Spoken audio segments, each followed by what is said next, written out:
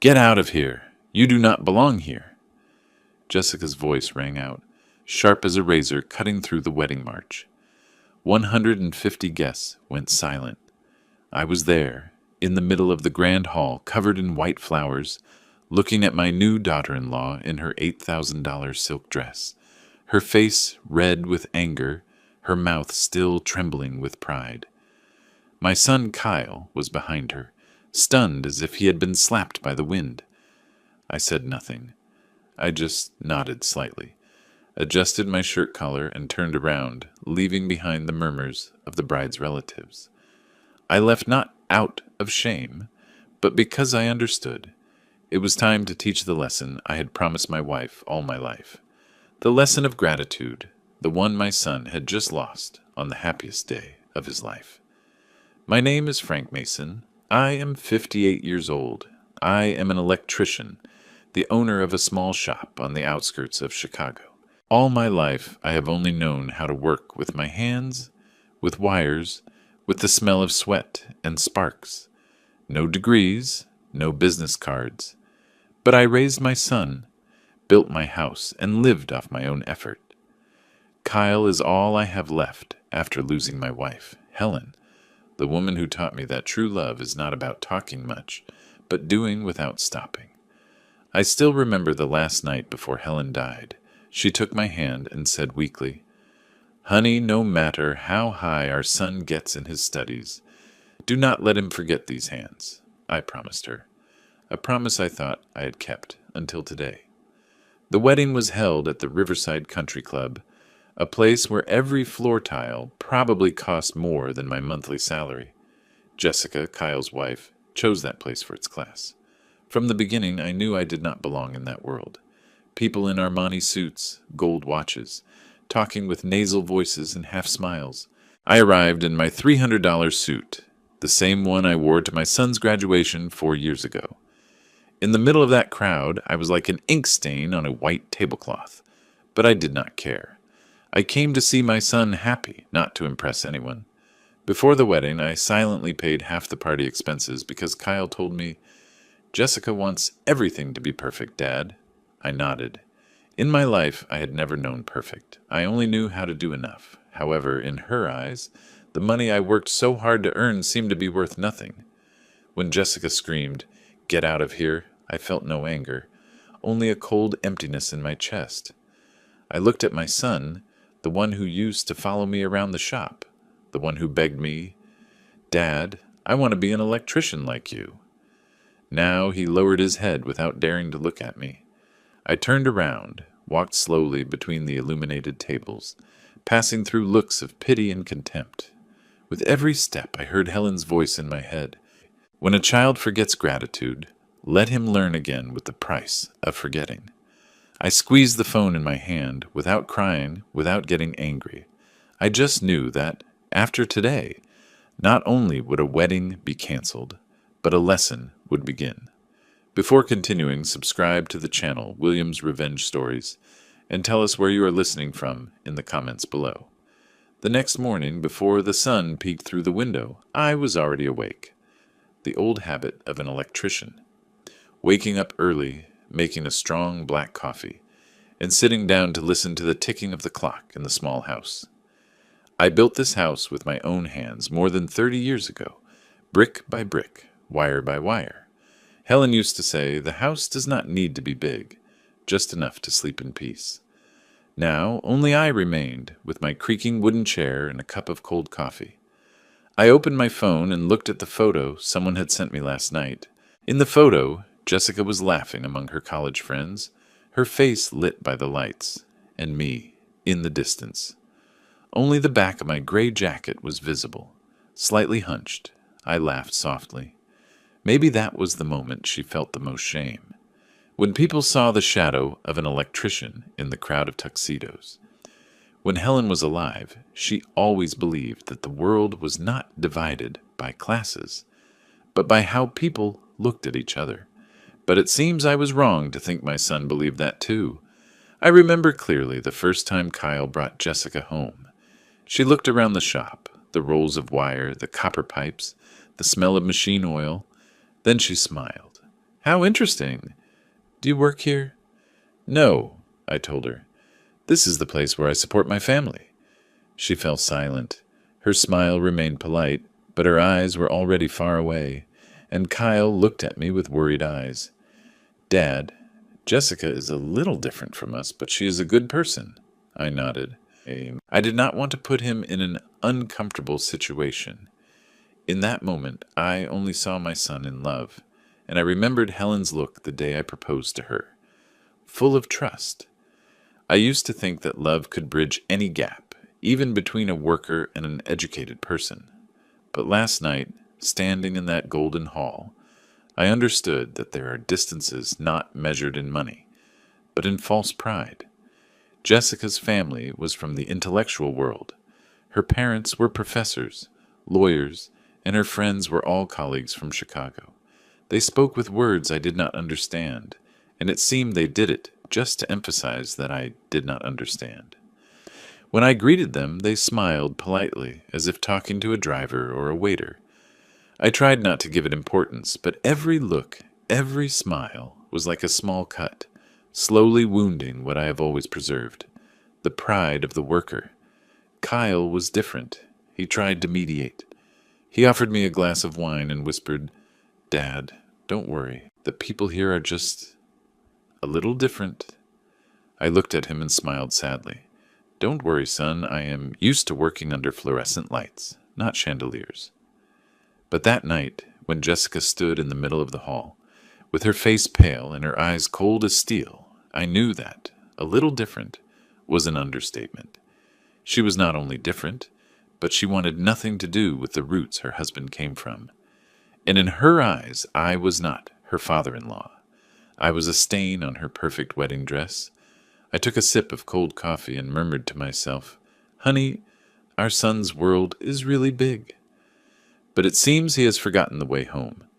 That afternoon my head still hurt from the sleepless night, but the voices, the looks at the party kept echoing in my head like the hum of a leaking transformer. I do not remember who started the conversation first. I only remember the kind smile of Mrs. Miller, Jessica's mother, when she approached me while the guests moved to the main dinner. "Mr. Mason," she began with a voice as soft as wedding cake frosting, "can I steal a couple of minutes?"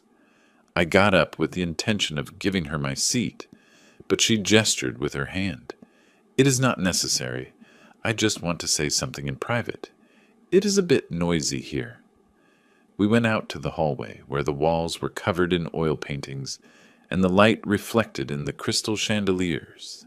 Mr. Miller, her husband, and their son Daniel, who worked at an investment bank, were already waiting. They all smiled at me excessively politely. I had already seen that kind of smile hundreds of times, the one people use to hide their contempt. "You must be tired," Mrs. Miller began. "There are a lot of people today. The atmosphere is a little different from usual gatherings." I smiled. "Don't worry, I am used to working among the noise of drills and the smell of welding. These bright lights are much more pleasant." She hesitated. Then she said, as if afraid of offending me, "We just thought that after dinner you could go rest early. The rest of the party will be quite professional. They are all friends from Jessica's university, lawyer partners, professors, and young people usually talk a lot about their professions, about laws, about politics. A bit boring for someone outside that world."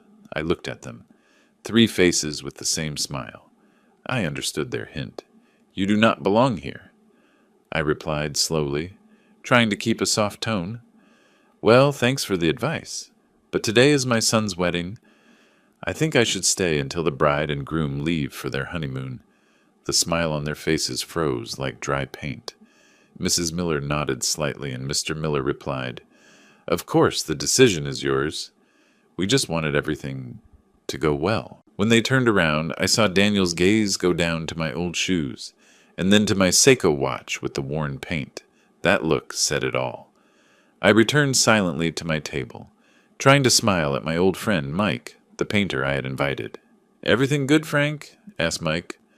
I nodded, pouring myself a little more beer. "Everything good, just that.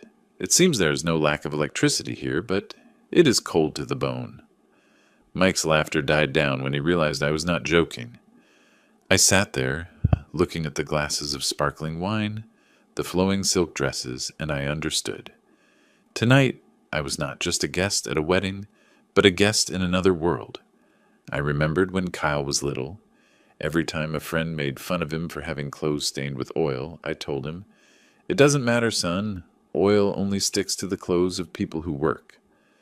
But tonight, that phrase could not save me from the feeling of being erased from my own son's memory. The party began. The music sounded soft as velvet. The glasses of red wine shone under the crystal lights.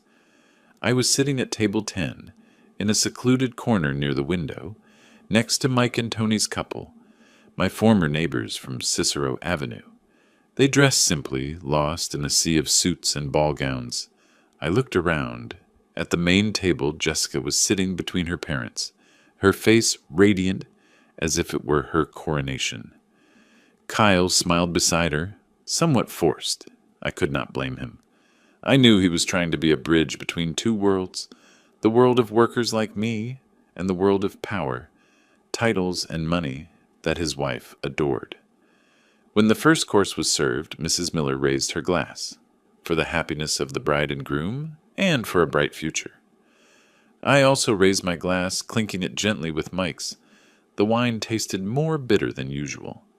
I heard at the next table the group of friends from Jessica's university talking about legal cases, contracts, and stocks. Occasionally they laughed, looked in my direction, whispered something, and laughed again quietly. The kind of laughter I had heard many times in bids, half mocking, half pitying.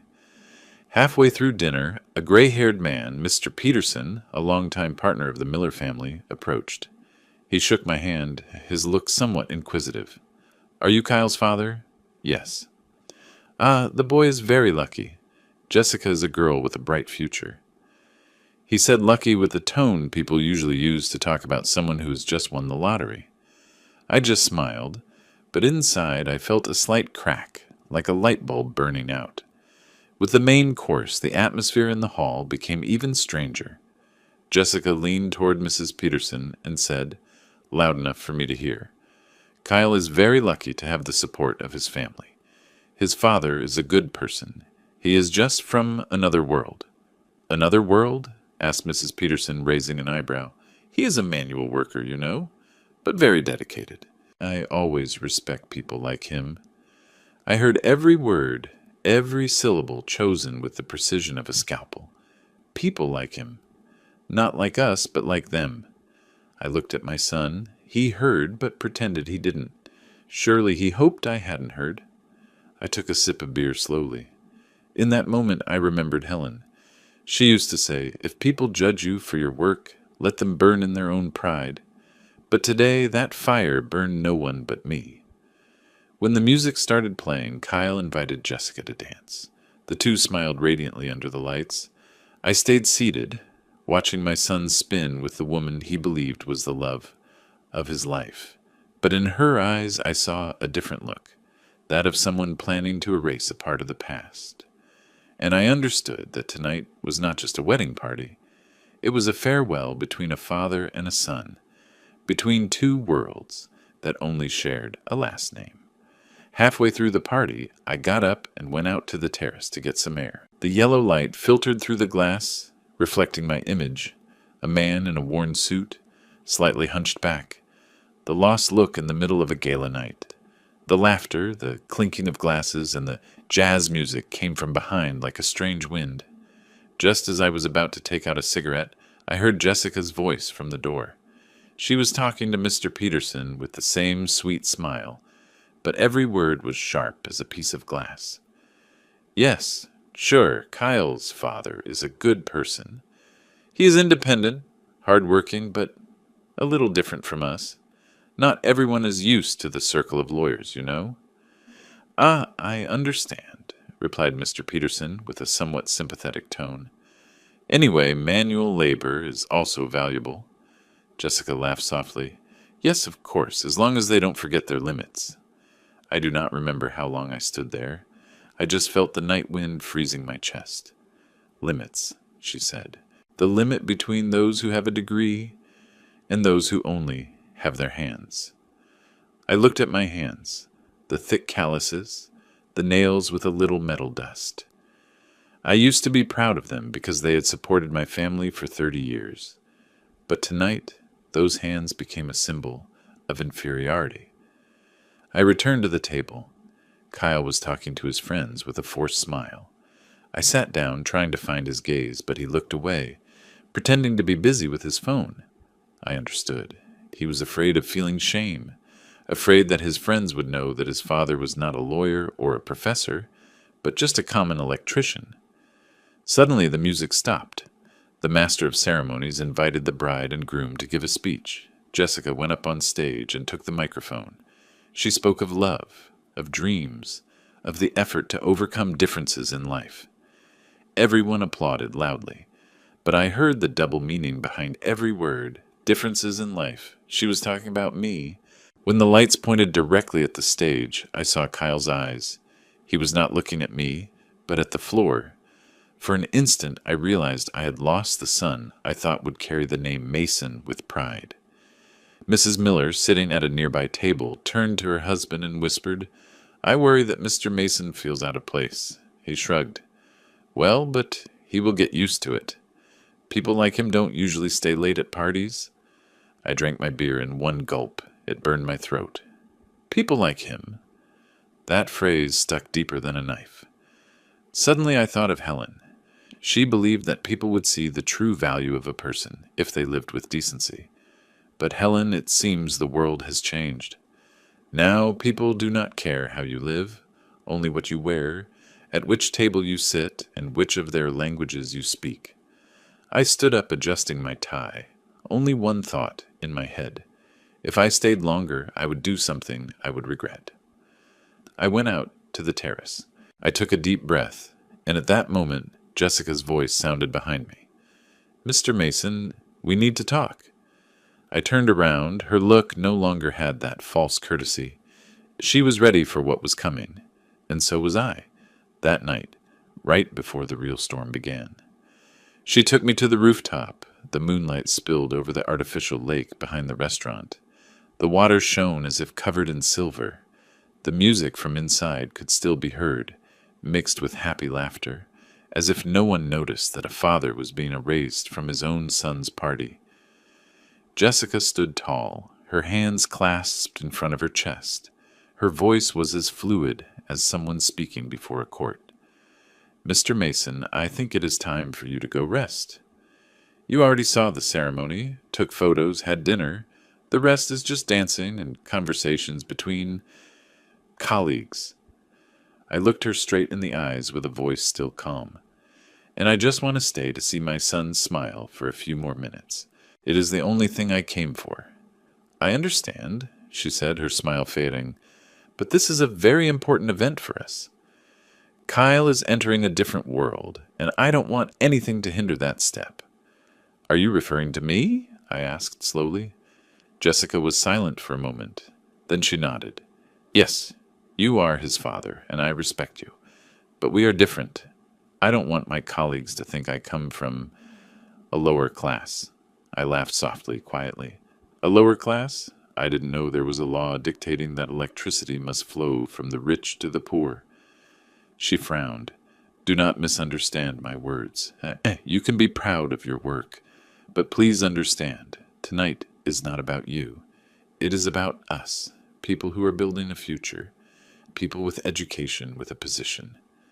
"With a position," I repeated, looking at the bright lights of the hall in the distance. "So according to you, is your husband's father a wrinkle in the perfect wedding photo?" Jessica bit her lip, trying to keep her voice down but without hiding her disdain. "Frank, I don't want things to get awkward. Just leave early. People will understand. They will say you were tired. It is the best way for everything to run smoothly." I stared at her for a long time.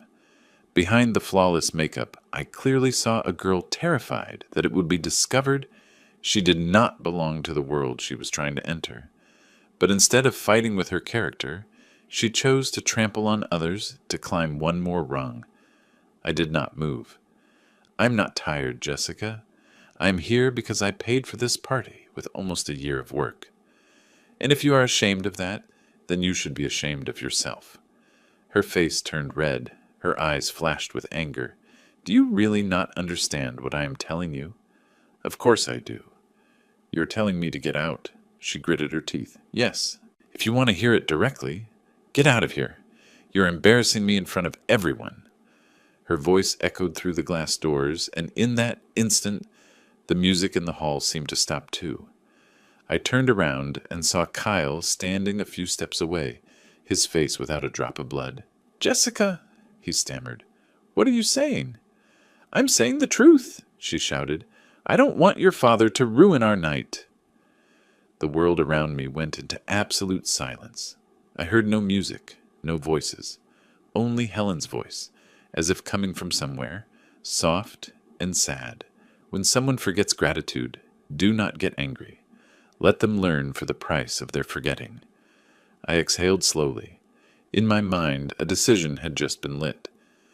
No one in the hall was dancing anymore. The music stopped in the middle of a song, as if the power had been cut. Hundreds of people looked toward the terrace where I was. Jessica was still breathing heavily, her face pale with anger, while Kyle remained motionless as a statue. I did not say a word. I just put my hand in my pocket, adjusted my tie, and took out my phone. "What are you doing?" asked Jessica with a trembling voice. "Calling a friend," I replied. "Someone who will understand perfectly the limit you just mentioned." I dialed the number of Richard Steinberg, the manager of my accounts at First National Bank, a person whose name alone indicated that the call was important. When Richard answered, I put it on speaker, my voice as calm as if I were reading a contract. "Richard, I want to activate the special clause on 2 student loans, the accounts of Kyle Mason and Jessica Miller." The whole terrace went silent. Jessica frowned. "What loans?" I didn't look at her. I just spoke to the phone.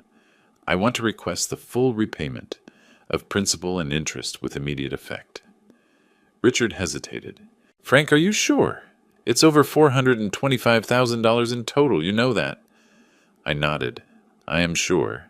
I have just been informed that they no longer need my participation in their lives. I am just respecting their wish." Jessica took a step back. "You're lying. I never asked you for borrowed money." I turned to her, the light reflecting in my eyes like fire. "No? Then who do you think paid for your 3 years of law at Northwestern at $82,000 a year? Who paid for the bar exam prep course, the laptop, the apartment near the university, and the car you drive?" Her lips trembled. I thought my parents—" "Your parents paid $15,000 a year. The rest, $47,000 a year. It was me." Kyle approached with a broken voice. "Dad, is it true that you also paid for me?" I nodded. $3,400 every month. For 3 years, without missing a single payment. I held up the phone to show them the transfer history. Every line was clear. September 15th, 2021. Transfer 7,600 USD. October 15th, 2021. Transfer 7,600 USD. November 15th, 2021. Transfer 7,600 USD. Jessica stammered. "It can't be." "I didn't know." "Of course you didn't know," I interrupted her. "Because you never asked. People don't ask where the money comes from when they think they deserve it."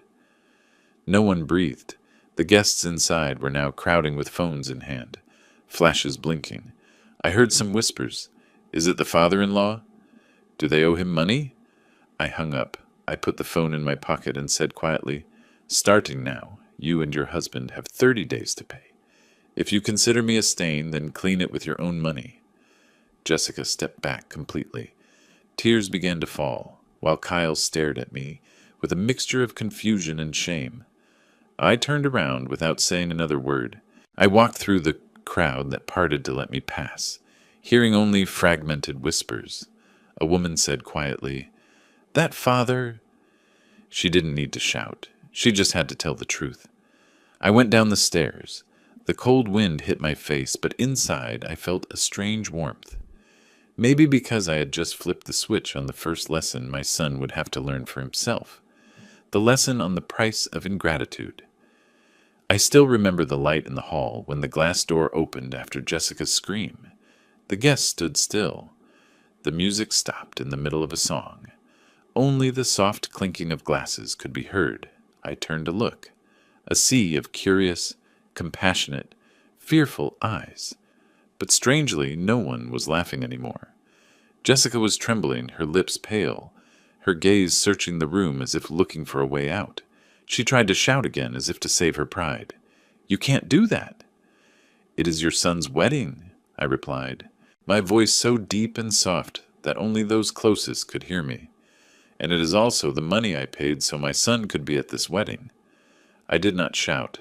I just told the truth, but in the air it resonated like thunder. Kyle approached, face pale. "Dad, is it true you paid everything for both of us?" I nodded. "Not to get gratitude, but so both of you had the chance to fly far.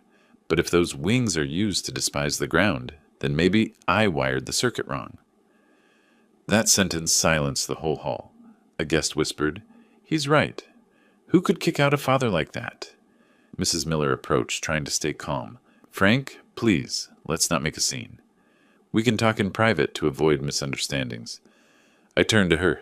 My voice was not louder, but sharp as an electric spark. "There is no misunderstanding. You said it well. This is a matter of image, right? I'm just helping you show your true image." Then I turned to Jessica. "You said I am ignorant. It is true. I don't have a law degree. I don't have a doctorate. But I know what a contract is. And I understand the clause you just broke. The respect clause." Jessica broke down crying, her face stained with mascara. She stammered, "You're embarrassing your son." I looked at Kyle, his eyes full of confusion. "No, Jessica. You embarrassed him. I just turned on the light so he could see." I took out my phone, opened the bank app, and showed it to Mr. Peterson, the guest who was closest, the one who had smiled politely at me during dinner. "Could you confirm for me what this line says?" He looked and nodded. "Monthly transfer, private educational loan, Kyle Mason and Jessica Miller. 37 times, without missing a single month." A murmur spread through the hall like an electric current through a metal net. Jessica collapsed into a chair, covering her face with her hands. Mrs. Miller stepped back, face pale. Kyle stood paralyzed, moving his lips without being able to say a word. I slowly walked out of the hall, leaving behind a mixture of looks, compassion, fear, and a little admiration. Walking to the parking lot, I heard someone say quietly behind me, "There are lightning bolts that kill no one, but burn all falsehood." I did not turn around. I just got in the car, started the engine, and saw the wedding lights fade in the rearview mirror. My son was still there, lost among the lights of others, and I, for the first time in many years, felt that the darkness ahead of me was lighter than the lights I left behind. I drove slowly along the road by the lake. The streetlights reflected in the water, yellow spots blurring on the windshield. I didn't turn on the radio, nor did I think about the laughter or applause of the wedding. There was only one sound I could hear, that of my own silence. They say silence is gold, but that night it weighed like lead. Every time I remembered Kyle's face, I felt a pang in my heart. The boy said nothing when Jessica insulted me. He didn't defend me. He didn't stop her. He just stood there, like a lost child in a crowd he no longer recognized. I asked myself, "Helen, if you were alive, what would you do?" Arriving home, I turned off the engine but stayed in the car. The small house was dark. Only the light of the porch illuminated our faded wedding photo. I went in and turned on the kitchen light. The smell of old paint, the familiar scent of machine oil, mixed with a nameless emptiness.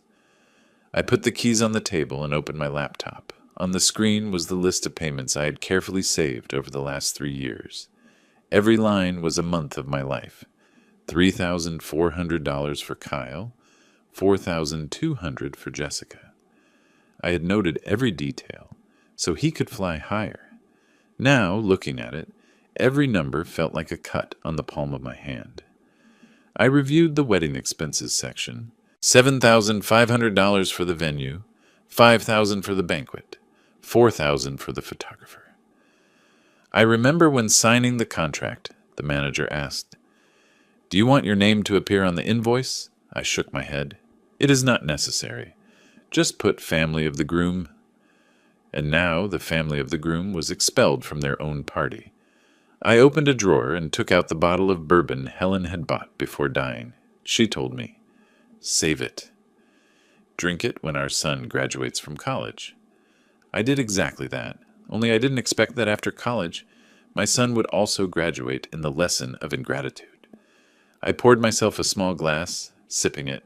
My throat burned, but my heart remained cold. In my head, Helen's voice echoed again. "If one day our son forgets gratitude, do not hit him or yell at him. Let life teach him in my place." I looked around the house. Everything was so quiet, I could hear the ticking of the clock. On the corner of the table, there was still the scratch Kyle made when he was a boy, practicing how to connect a circuit.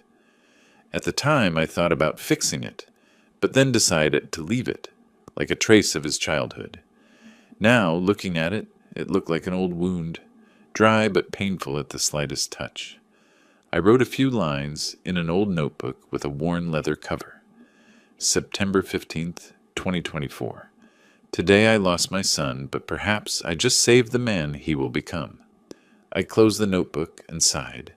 There were no tears, no rage, only an overwhelming tiredness, as if all the electricity in my body had been turned off.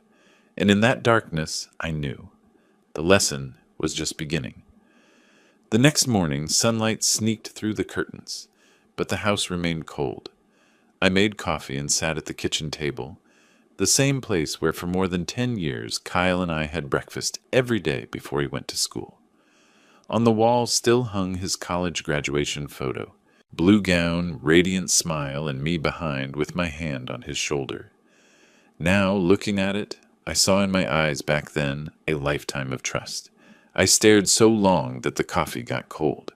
Outside, cars passed noisily, but inside the house, everything remained in a deathly silence. I opened the laptop again, this time not to see the bills, but to face the truth. I had exchanged so many years of my life for what others call social status. Maybe I was wrong to believe that if I tried my hardest, my son would not forget his roots. In the folder, Kyle's future, I had saved everything, from the tuition contract, the rent bills, to the receipts for textbooks. I was so careful not to claim it, but to remind myself, I am useful. I am still helping my son move forward. But now every number on the screen felt like a stab. I opened another file. Helen JPG, a photo of my wife taken in the shop the day Kyle was accepted into college. She was wearing a blue jacket stained with paint, a cup of coffee in her hand, and a kind smile. I remember perfectly what she said that day. "Honey, we did it. Our son will have a different life."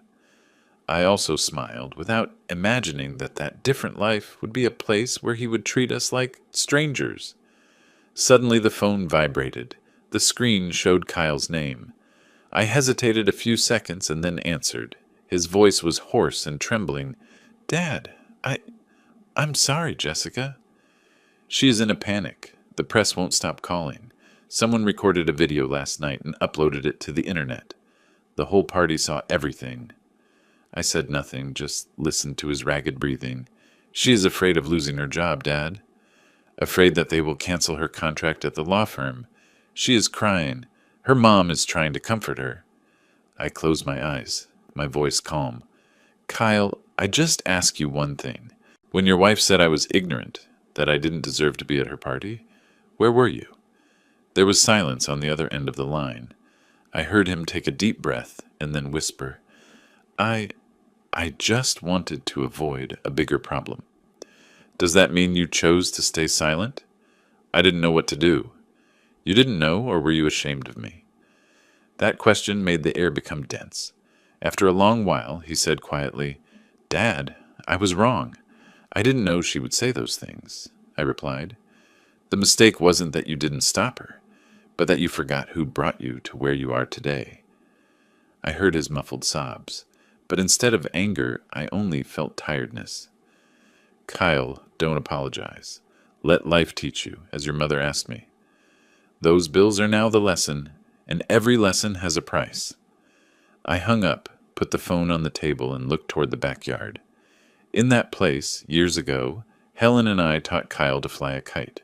Now, only the wind blew through the old string, whispering like a reminder. What flies too high and forgets its roots, sooner or later, snaps the string. That noon, while reviewing some electrical repair contracts in the shop, my phone wouldn't stop vibrating. Messages, calls, social media notifications arrived in an avalanche, as if someone had flipped a switch for the whole world to see my family's business. On the screen was a short video, Jessica screaming, "Get out of here!" in the middle of the wedding, followed by the scene of my call, my calm voice talking about $425,000 and an immediate payment clause. Hundreds of comments, shared thousands of times. Someone gave it a headline, "Bride kicks father-in-law out of party, not knowing he paid for her law degree." I didn't know whether to laugh or sigh. My son called a few minutes later. His voice was chaos. "Dad, I didn't know this would get so big. The newspapers, the radio, everyone is talking about this." Jessica's in a panic, hiding in her room.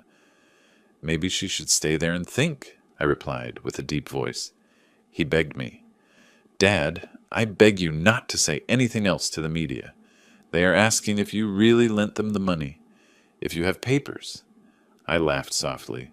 "Son, I am an electrician. I always work with papers. Without papers, no current is safe." In the afternoon, the Chicago Tribune published an article, "The Wedding That Became a Lesson on Class and Gratitude." They wrote neutrally, but the comments were not. "That father is a man of the century." If I were him, I would have done even more. The world needs more fathers like him. Meanwhile, Jessica's social networks exploded. She posted a status. "I am being defamed. What he calls help is actually financial manipulation." Below, people argued heatedly. But then, one by one, the witnesses of the party began to speak. Judge Martinez, Mr. Peterson, Mrs. Anderson, those who were sitting near the terrace, all confirmed. He just stood there, telling the truth, without insulting anyone. The bride, on the other hand, was screaming, calling him ignorant. By night, the law firm where Jessica was about to start working announced that it was temporarily suspending her contract until her ethics were verified. Kyle called again, his voice lifeless. "Dad, they have suspended her. She has lost everything. Do you hear me?" I was silent for a moment. "No, Kyle. She hasn't lost everything. She has just lost the mask." I looked out of the shop. The sunset light illuminated the rolls of copper neatly stacked. My world was simple. If a wire broke, it was reconnected. But people's hearts were not that easy. "Dad, what do I do now?" he asked with a weak voice. "Learn to take responsibility. Both of you." "And me?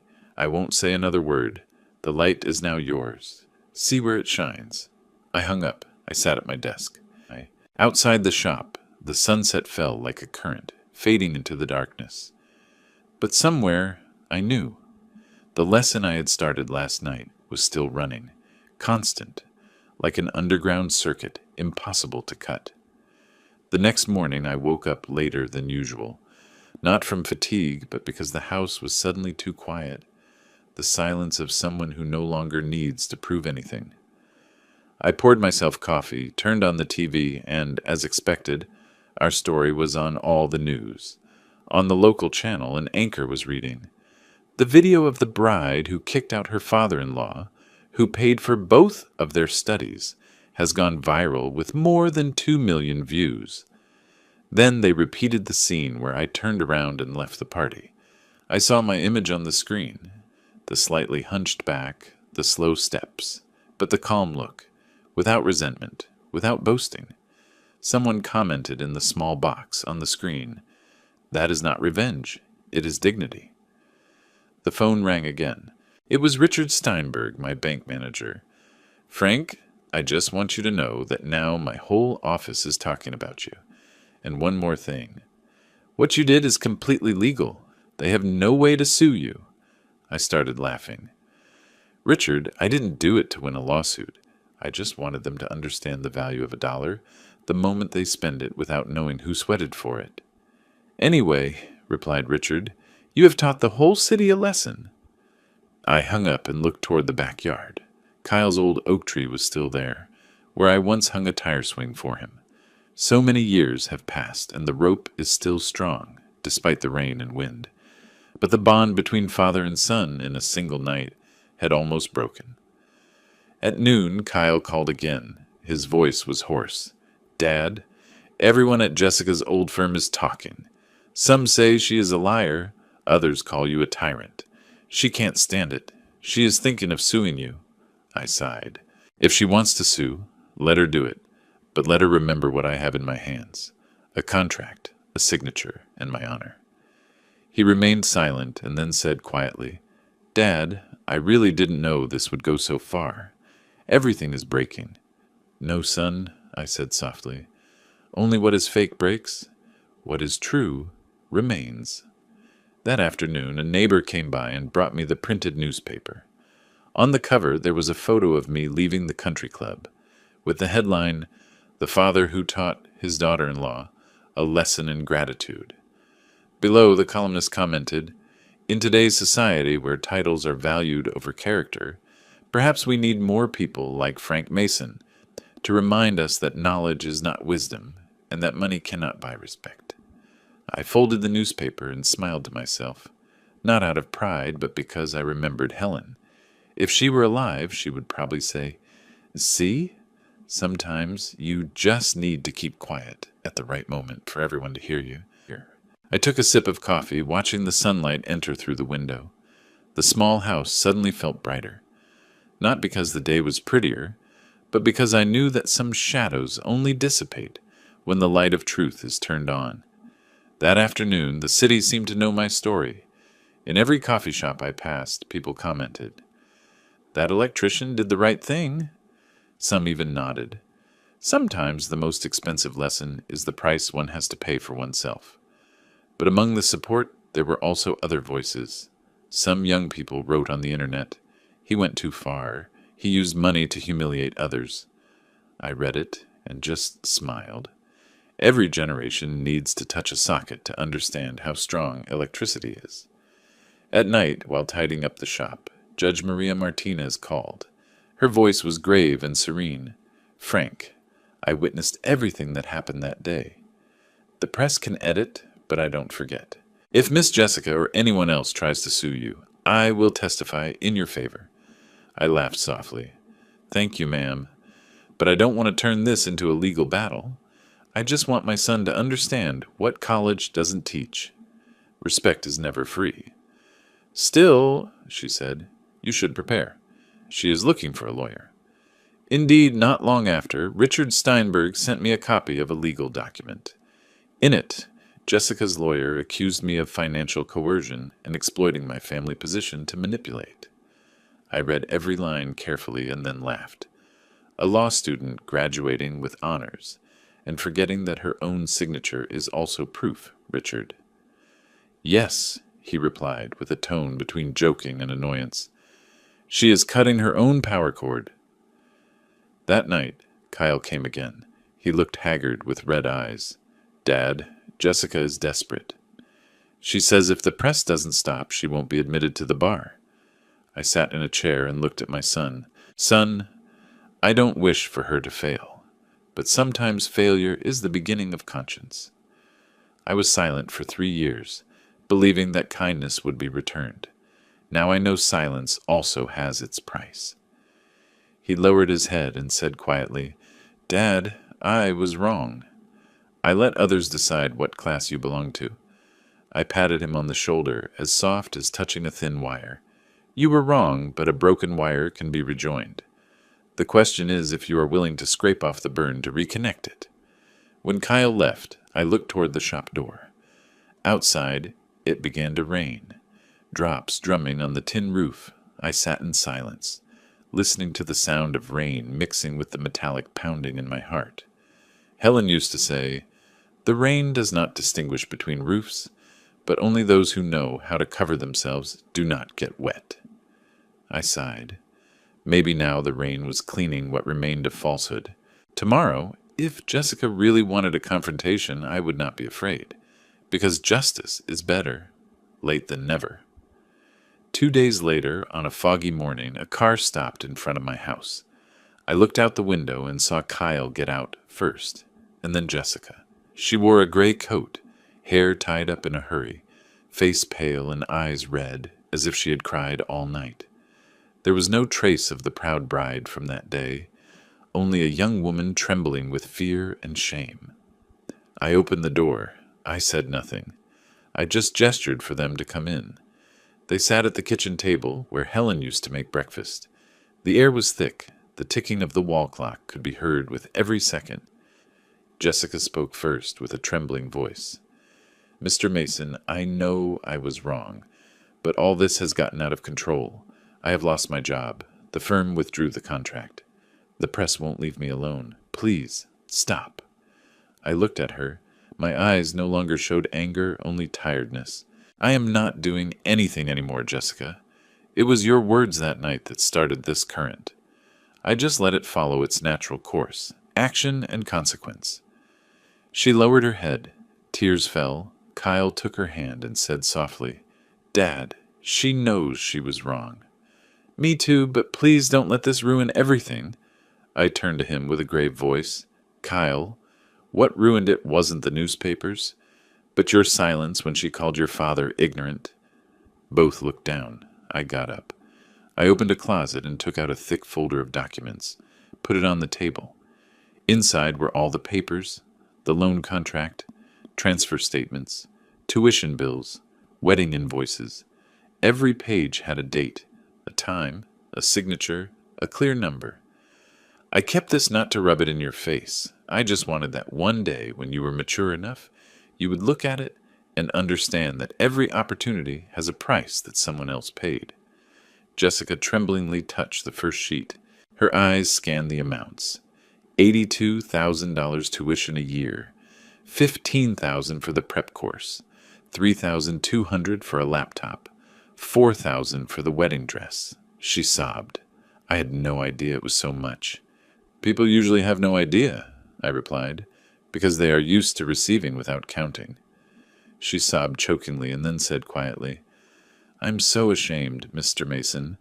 I really believed I was better, that having more studies meant knowing more, but it turns out I was the most ignorant one in that room that day." I sat back down, speaking slowly. "I don't need an apology, Jessica. I just need you to remember that knowledge without gratitude is just an empty shadow. Helen used to say, if someone dares to bow their head to admit a mistake, do not step on them any more." I sighed, watching Jessica wipe her tears. "It's okay. I don't want to ruin anyone's future. You can renegotiate the debt payment with Richard, but go sign it yourself, and sign with honesty, not with pride." Jessica looked up with teary eyes. "Thank you, sir." I nodded slightly, my voice softer. "You're welcome. Pay with your actions." The kitchen went silent. Outside, the midday sun entered through the window, illuminating the white papers, as bright as an electric light. Helen, I thought. Maybe she was right. Sometimes forgiveness is also a way of teaching. The next morning I sat on the porch with a steaming cup of coffee in my hand. The early autumn air was crisp. The sky was calm. Only the whisper of oak leaves could be heard.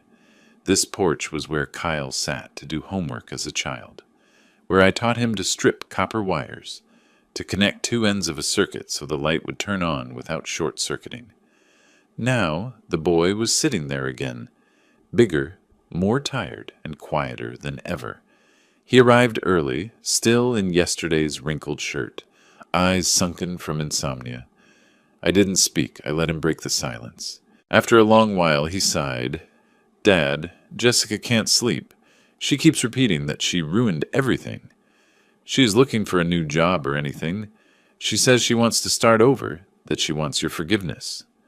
I took a sip of coffee, looking into the distance. Forgiveness is not a debt that can be broken, and that's it, son. It is a process. But at least she started with the 2 words you haven't said. Kyle lowered his head. His voice cracked. I'm sorry, Dad. Not only did I stay silent, I was also ashamed of you. When I saw everyone looking at you differently, instinctively I lowered my head. I forgot that you have never lowered your head before anyone. I put down the coffee cup and looked directly at him. Kyle, you don't have to be ashamed for being wrong. You just need to have the courage not to do it again. Do you know why I did what I did? Not to humiliate anyone, but so you would understand that respect is a one-way current. The light only turns on when it flows in the right direction. He looked up with teary eyes. Dad, if I could go back in time, I would run. Stop, Jessica. Say I am proud of you. Time does not go back, I replied, but there is something stronger than time.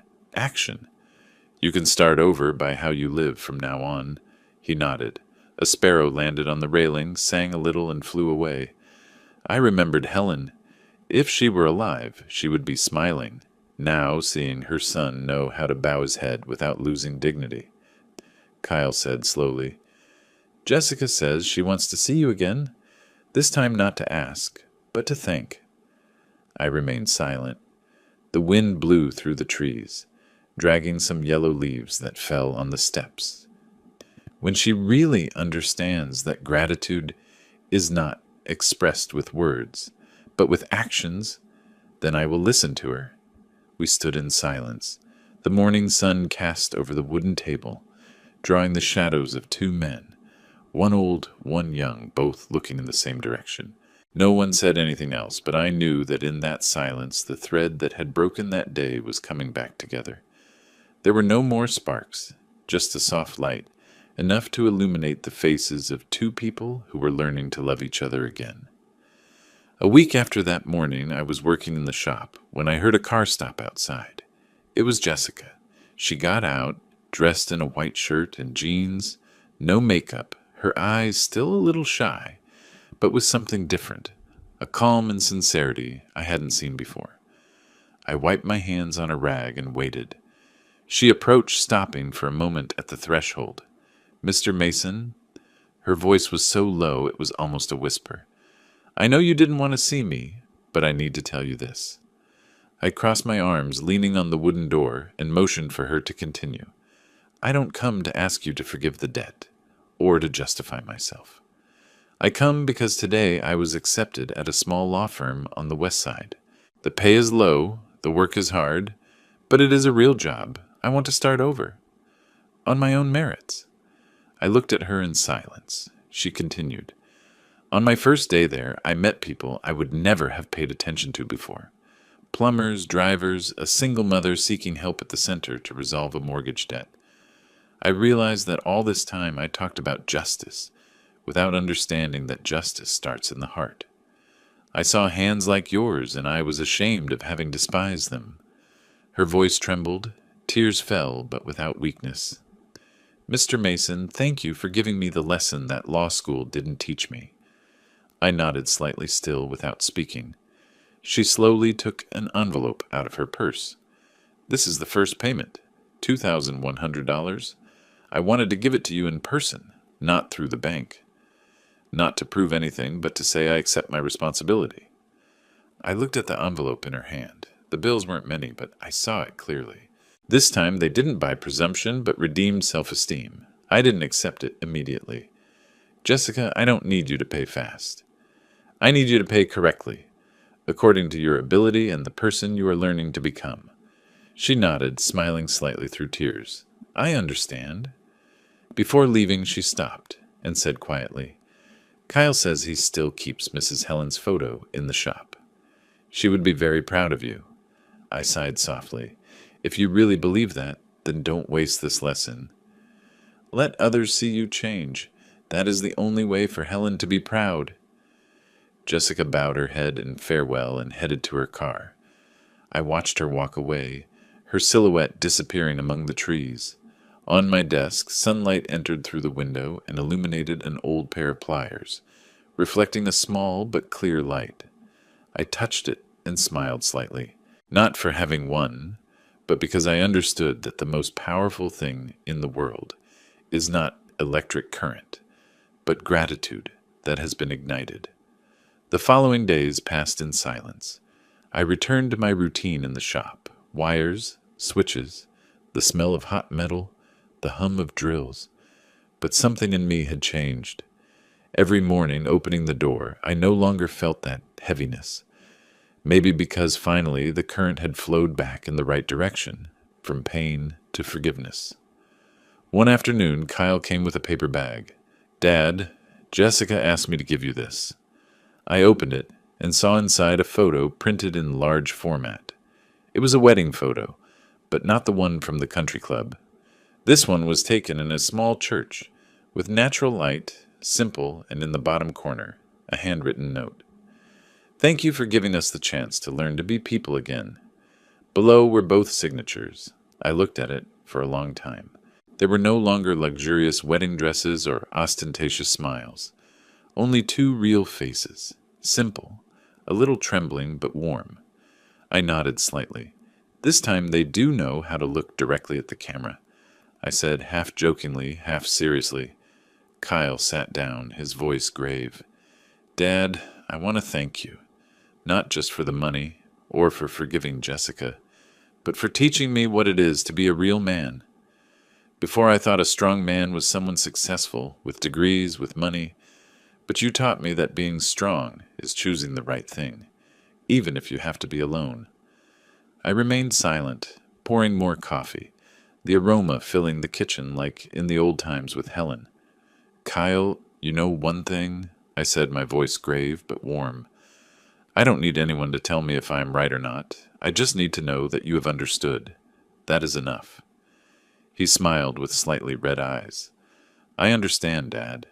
I won't let my son grow up without knowing who his grandfather is."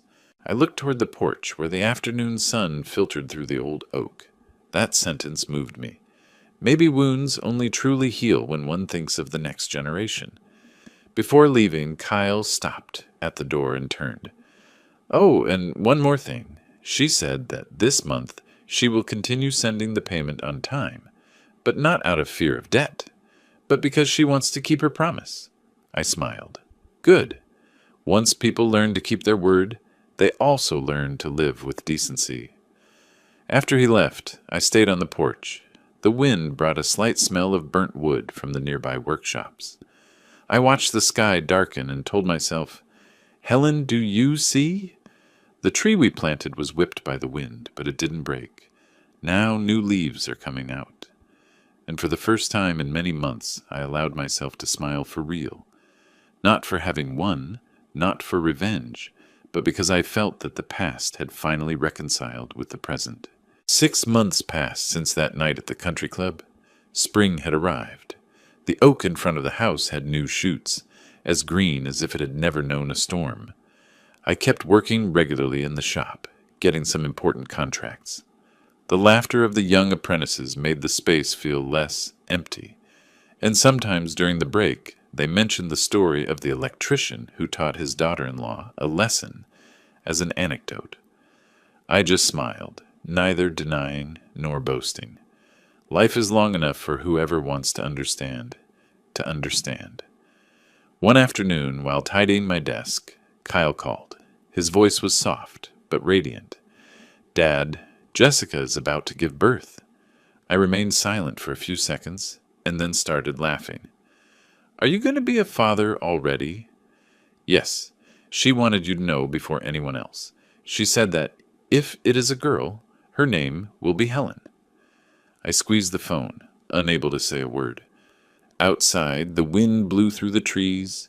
The scent of lavender from the backyard entered softly. A new cycle of life was about to begin, as smooth as a closed circuit. "Kyle, when you hold that baby, you will understand why I did all this.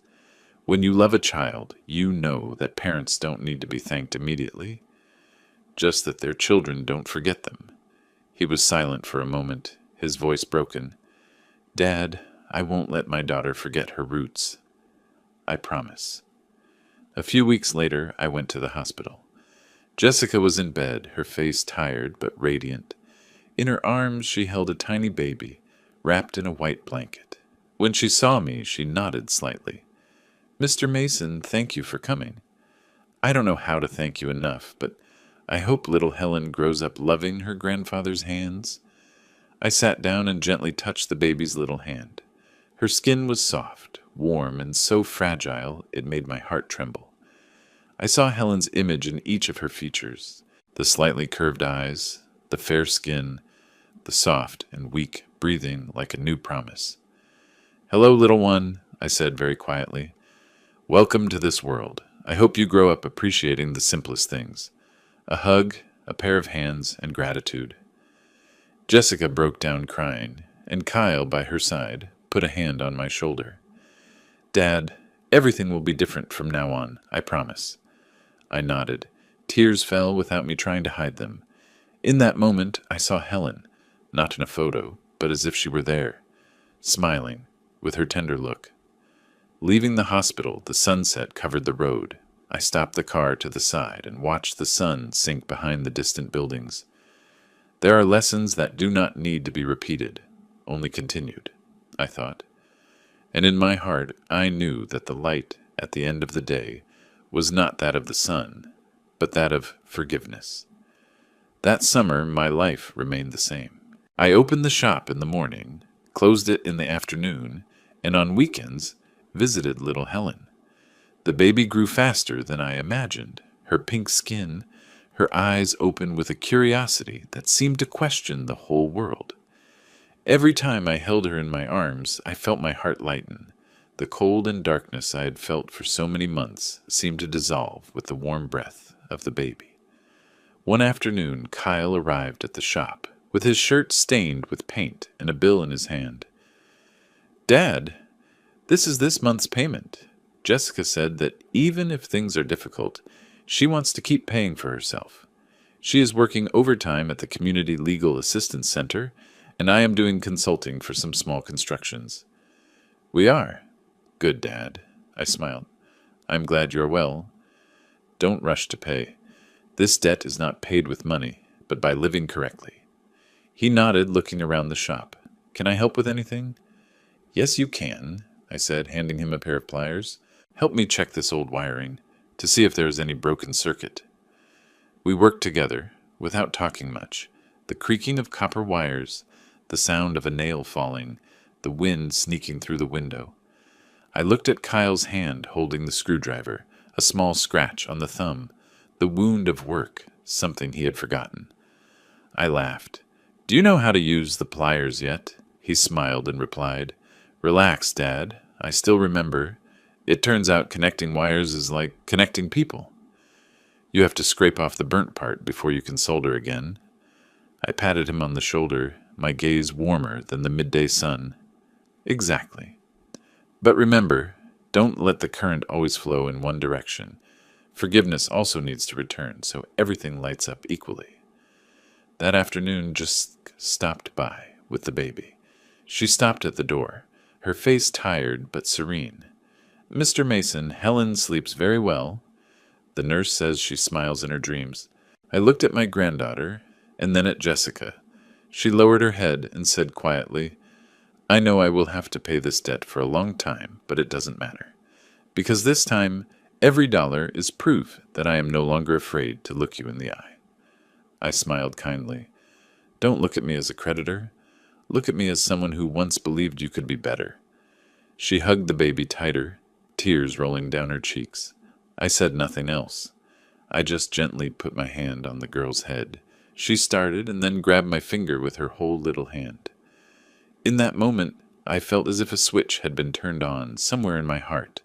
A small warm light spread throughout the shop. Helen used to say, "Electricity only makes sense when it is transmitted, and love only makes sense when it is forgiven." I saw mother and daughter walk away. The sunset fell. The smell of welding mixed with the wind. In my mind, I thought, maybe all the currents in the world finally lead to the same place, the heart of one who knows how to love and be grateful. A year passed. Life returned to its rhythm, but my heart was different. The electrical shop worked better than ever.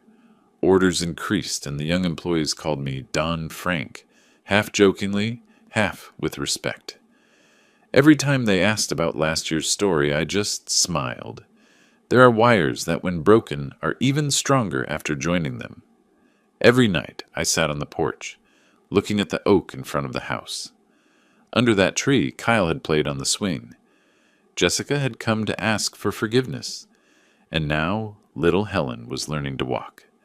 Every time she took her first steps, her laughter lit up the whole space. I often picked her up in my arms, and she laughed out loud, her small hands reaching for my face. Every time that happened, I heard my wife's voice echo. See? The light is still here. It just found another way to return. One afternoon, Kyle came and left an envelope on the table. This is the last payment of the debt, Dad. I looked at him and smiled slightly. Keep it. That money is now for your daughter. I no longer need it. But, Dad, what I needed you already paid me. With the way you live, with the look you had the day you held your daughter, and understood that love is also responsibility. Kyle was speechless. I poured more coffee. The aroma spread like in the old days with Helen. You know one thing, I said, my voice grave but warm. When you were little, I taught you that electricity only flows when the two poles are connected correctly. People are the same. On one side is love, and on the other, gratitude. If one of the two is missing, the current goes out. He nodded with bright eyes. We sat watching little Helen play in the yard, holding a piece of copper wire, laughing. Jessica was at the door with a calm look, no trace of the pride of the previous year. Dad, she said quietly, if it weren't for you, we would never have understood what a family is. I smiled. Family is not a place without mistakes. It is the place where we learn to forgive and repair broken circuits. The sunset fell, the light touched the electric cables hanging on the wall, shining like memories. I looked at my hands, calloused, tanned by the sun, but as firm as always. Helen, I thought in silence, the lesson you entrusted to me has been taught. I took my granddaughter in my arms. She stretched her hands to grab the collar of my shirt, smiling radiantly. I said quietly, as if speaking to myself, Grandpa doesn't give second chances. He only gives chances that have been earned. And you, little one, remember, the light is only truly beautiful when it is turned on from the heart. The sky darkened. I turned on the porch light, a yellow light covering the old roof. The small house lit up in the night, warm and quiet. A cycle had closed. Not with a thunder, but with the light of forgiveness and gratitude. If this story has captivated you, like the video, subscribe to the channel, and share your thoughts in the comments. To hear the next story, click on the box to the left of the screen. Thanks for watching.